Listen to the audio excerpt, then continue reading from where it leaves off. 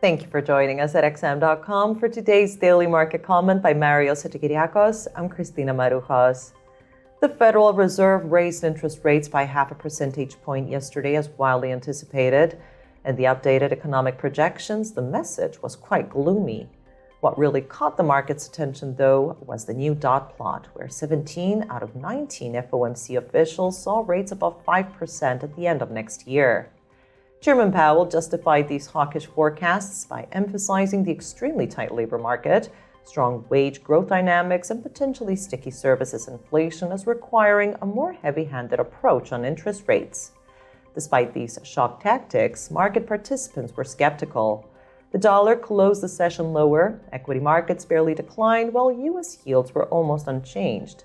Not the tape one would expect, considering how hawkish the Fed's message was relative to market pricing.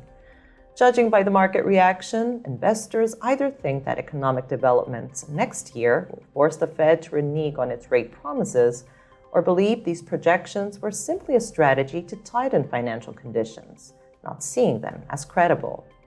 The dollar did gain some ground early on Thursday, although the fact that U.S. yields haven't budged suggests there might be other forces at play. For instance, positioning adjustments ahead of the European Central Bank and Bank of England meetings later today. Over on Wall Street, there was a delayed reaction to the Fed's aggression.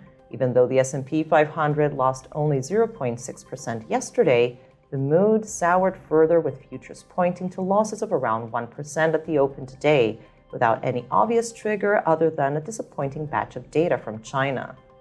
On the central bank front, Swiss National Bank also raised rates by 0.5 point today.